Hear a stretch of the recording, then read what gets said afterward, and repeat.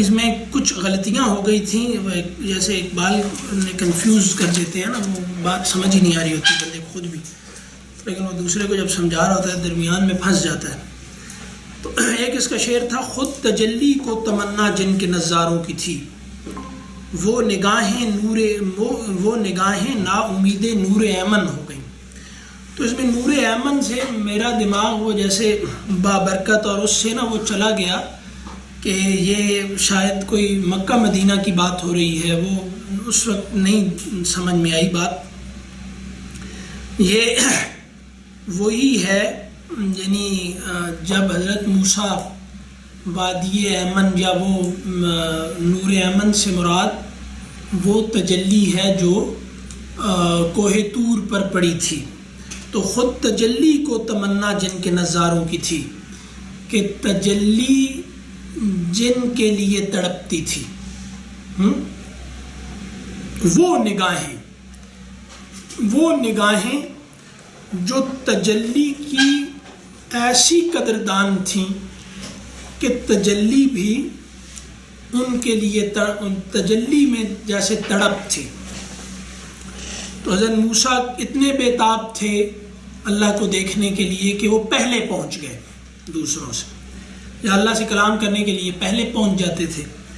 تو ایسے انسان، تو وہ نگاہیں نا امید نور ایمن ہو گئی. تو ظاہر ہے ہم جیسے اسی نبوی روایت کے ہیں نا وارث، ہم لوگ بھی انبیاء کے وارث ہی ہیں. جیسے وہ دین ہمیں امت وسط بنا کے گئے، تو جو خدا کو دیکھنا چاہتی تھیں نگاہیں، وہ نگاہیں نا امید ہو گئیں. تو نا امید ہونے کا مطلب یہ ہے کہ وہ کہیں اور پھر گئی ہیں.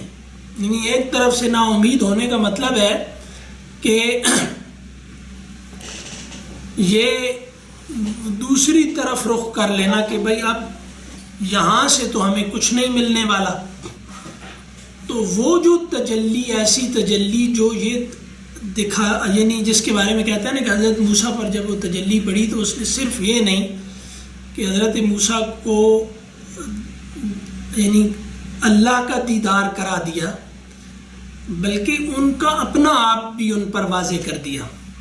تو اس تجلی کے دور کہا کہ میں اللہ کو دیکھنا چاہتا ہوں. تو وہ جب وہ تجلی پڑی تو کوہ طور بھی جل گیا، حضرت موسیٰ بھی بے ہوش ہو گئے. تو جیسے اس ایک تجلی نے خدا اور بندہ دونوں کو واضح کر دیا. تو یہ نگاہیں جو اس طرح کی صورتحال جن کو درپیش ہو، اور وہ یہ دونوں کو دیکھ سکیں، اپنے آپ کو بھی اور خدا کو بھی، تو یہ نا امید نور ایمن ہو گئیں. وہ نور اس وادی کا جو وہ تجلی پڑی تھی تو اس سے نا امید ہو گئی ہیں جیسے. تو یہ کوہ طور کی تلمیح ہے. تلمیح کہتے ہیں شاعری میں ماضی کے واقعے کی طرف اشارہ، ٹھیک ہے، یعنی ایسا اشارہ جس سے وہ ماضی کا واقعہ یاد آ جائے. دوسری جو غلطی ہوئی تھی یہاں پر تلمیح لمح البصر ہے نا، جیسے اشارہ، آنکھ کا پلک جھپکنا. تلمیح لام میم ہا کے مادے سے تفعیل ہے تلمیح. تو اب دوسری جو غلطی ہوئی یہاں پر وہ پے در پے ہی ہوئی ہیں، ایک ہی جگہ آ گئی. عجیب ہے یہ. وسعت گردوں میں تھی ان کی تڑپ نظارہ سوز، بجلیاں آسودہ دامان خرمن ہو گئیں. اب اس کے خرمن کے دو مطلب ہیں. اصل میں مشکل تھوڑی سی اس میں اس لیے پیش آتی ہے کہ خرمن کہتے ہیں غلے بیج کا ڈھیر، جو اناج بیج ہوتے ہیں نا، جو ان کا جو ڈھیر ہوتا ہے، جہاں جیسے کل پوٹینشل جمع ہوتا ہے. بیج ہیں، ہر بیج نے ایک درخت بننا ہے، تو پورا جنگل جیسے پوٹینشل میں ایک جگہ جمع ہے نا، وہ خرمن ہے. اچھا، دوسرا خرمن کہتے ہیں سورج کے گرد جو تیز روشنی ہوتی ہے نا، جہاں سے ساری روشنیاں پھوٹ رہی ہوتی ہیں، جیسے کرنیں تمام نکل رہی ہوتی ہیں جہاں سے. تو وہ بھی ایک طرح سے جیسے بجلی ہے نا، روشنی. تو وسعت گردوں میں تھی ان کی تڑپ نظارہ سوز. تو یا یہ ہے کہ آسمان میں جیسے بادل ہے تو بادل میں بہت سی بجلیاں جمع ہیں، ٹھیک ہے نا. تو ایک ایک بجلی جب نکلتی ہے تو آنکھیں چندیا جاتی ہیں اس سے. وسعت گردوں میں تھی ان کی تڑپ نظارہ سوز. تو آسمان میں جب یہ تھیں بجلیاں تو وہ چاہے جس بھی صورت میں تھیں، لیکن وہ دیکھنے والا تاب نہیں لا سکتا تھا. نظارہ سوز جو نظارے کو جلا دے، یعنی دیکھا نہ جا سکے ان کو. بجلیاں ایسی بجلیاں آسودہ دامان خرمن ہو گئیں. تو یا تو یہ ہے کہ اب وہ بجلیاں سو گئی ہیں بادلوں میں ہی، یا یہ ہے کہ جو زندگی کی ایک بےتابی دانے کے اندر ہوتی ہے، جو اسے جیسے بلندی سے زمین تک لے آتا ہے اور پھر وہ زمین سے پھر بلندی کی طرف جاتا ہے.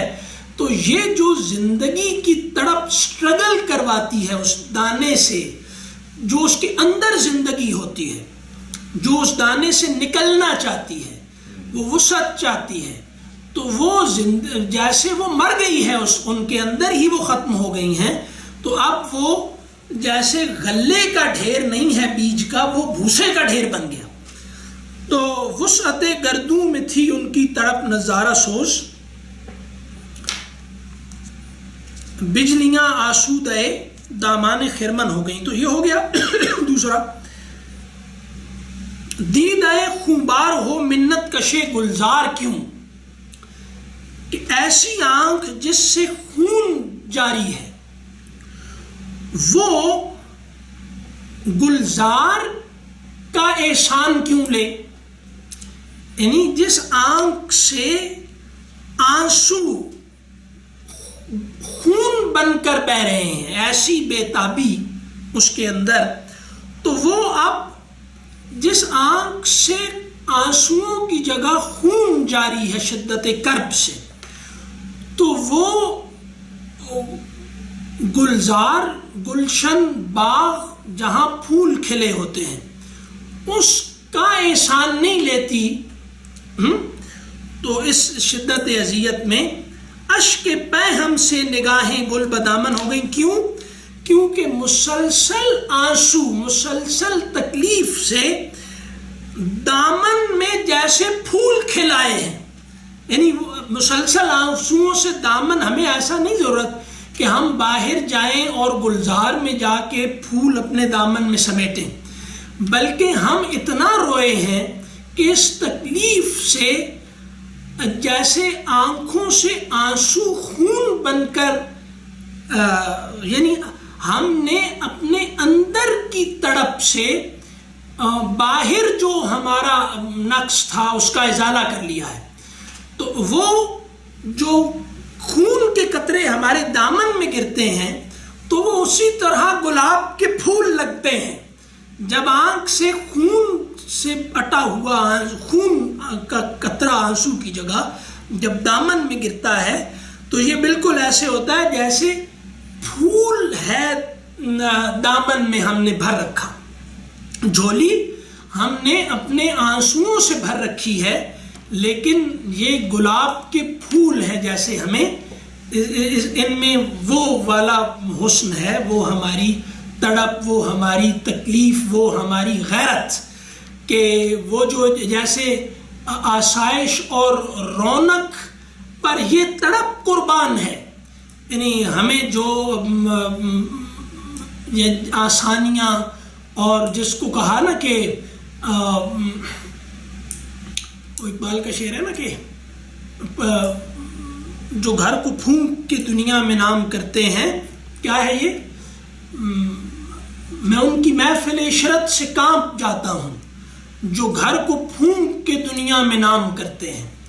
تو اب یہاں یہ ہے کہ یہ جو باہر کی دنیا میں خوشیاں ہیں، یہ جو گلزار ہے سارا کھلا ہوا، پھول ہی پھول ہیں، ہر طرف بہت رونق ہے، تو ہمارے اندر یہ باہر کے مزے اور رونقیں اور یہ آسائشیں سب یہ اس تڑپ اور تکلیف پر قربان ہے جو ہمارے اندر سے ہمیں خون رلا رہی ہے.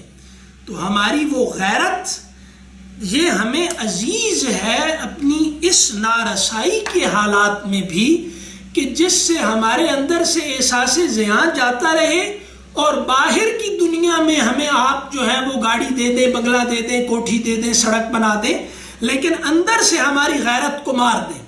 تو اس غیرت کے اندر سے جو کچوکے لگتے ہیں اس سے جو ہمارے جگر کے زخم ہماری آنکھ سے آنسو بن کے نکلتے ہیں تو یہ ہمیں عزیز ہیں زیادہ. دیدہ خونبار ہو ہم جو اس مشرقی تہذیب کی تکلیف میں، اس کی زوال کی تکلیف میں ہیں، یہ ہمیں اس کا احساس منت کشے گلزار، ہم ان سے قرضہ لے کے یہاں پر ترقی کر جائیں تو یہ ہمیں نہیں چاہیے. یعنی دیدہ خونبار منت کشے گلزار کیوں ہو؟ ورلڈ بینک سے ہمیں قرضہ لے کر اگر بے غیرت بننا پڑے تو ہم اس دیدہ خونبار ہمیں عزیز ہے. اشک پہ ہم سے نگاہیں گل بدامن ہو گئیں تو ہمارا احساس زیاں، ہمارے اندر کا کرب اتنا شدید ہو گیا ہے کہ اب جیسے وہ کہا نا کہ خون دل کی میزش سے اشک پیازی بن نہ سکا، یعنی دل کی جیسے تکلیف سے آنکھ کا آنسو پیازی ہو جاتا ہے، اس میں خون کی آمیزش ہو جاتی ہے. تو یہ اگر ہے تو ہمیں یہ عزیز ہے ان لذتوں اور آسائشوں سے. بس یہ بھی ہو گیا.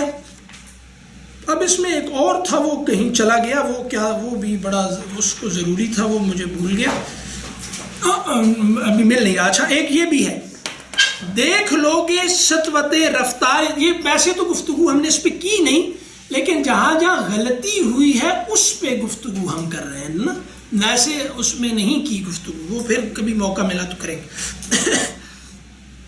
دیکھ لو گے سطوت رفتار دریا کا محال، موج مزدر ہی اسے زنجیر پا ہو جائے گی. تو یہ وہ مضمون ہے اقبال کے اس شعر کا جو کہا تمہاری تہذیب اپنے خنجر سے آپ ہی خودکشی کرے گی، جو شاخ نازک پہ آشیانہ بنے گا ناپائیدار ہوگا. یہ جو مصرع شعر ہے یہ اس مضمون کا ہے.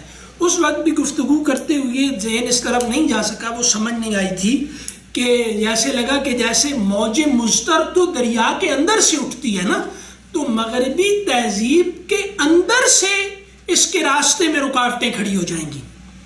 جیسے آج ہم دیکھ رہے ہیں کہ مغرب کے اندر کچھ ایسے مسائل پیدا ہو گئے ہیں کہ ان کو غور کرنا پڑ رہا ہے کہ ہم سے کوئی بڑی غلطی ہو گئی ہے. یہ ان کے سوچنے والے طبقات مختلف حوالوں سے، یعنی اس پہ کوئی کنسنسس نہیں ہے کہ کیا ہو گیا ہے، لیکن یہ ہے کہ کچھ گڑبڑ ہو گئی. ہاں تو اب دیکھ لو گے سطوت دریا، رفتار دریا کا مال. تو سطوت رفتار دریا کہ یہ جو مغربی تہذیب کا دریا اور اس کا سیلاب جو تہس نہس کیے چلا جا رہا ہے، سب کچھ اپنے راستے میں آیا ہوا، جیسے اس کی ایک سطوت ہے، ایک غلبہ ہے، جیسے یہ وہ نا، تو وہ آ رہا ہے کہ معال انجام دیکھ لو گے، تم خود دیکھ لو گے کہ کیا ہوگا. سطوت رفتار دریا کا، جتنی تیزی سے یہ تہذیب بڑھ رہی ہے، اس کا انجام یہ رکے گی کیسے؟ موج مزدر، اینزائٹی کے مریض اس کے اندر سے اٹھیں گے. موج مزدر ایسی بے قرار موج جو دریا کو الٹ دیتی ہے، بڑی تیز اونچی موجیں اٹھتی ہیں نا جب، تو وہ موج ایسے لگتا ہے جیسے دریا کے بہاؤ کو الٹ رہی ہے. دریا ادھر جا رہا ہے تو موج ایسے اٹھ رہی ہے، ایسے، تو جیسے دریا کر رہی ہے. تو موج مزدر وہ ہے جو جس رخ پہ جا رہی ہے دریا اس پہ راضی نہیں ہے. تو موج مزدر وہ موج ہے، اٹھی وہ دریا کے اندر سے ہے، سمندر کے اندر سے ہے. تو موج مزدر ہی اسے زنجیر پا ہو جائے گی تو یہ موج زنجیر بن جائے گی، اس کو روک لے گی۔ اندر سے ایسے لوگ اٹھیں گے اس تہذیب کے جو اس تہذیب کی اس رفتار کو روکیں گے۔ تو یہ کہتے ہیں نا کہ آپ پروگریس پہ حد لگاؤ، جس طرح سے تم ترقی کی طرف جا رہے ہو تو آپ ترقی کو محدود کرو، نہیں تو یہ تو بہت بڑی تباہی ہو جائے گی پھر۔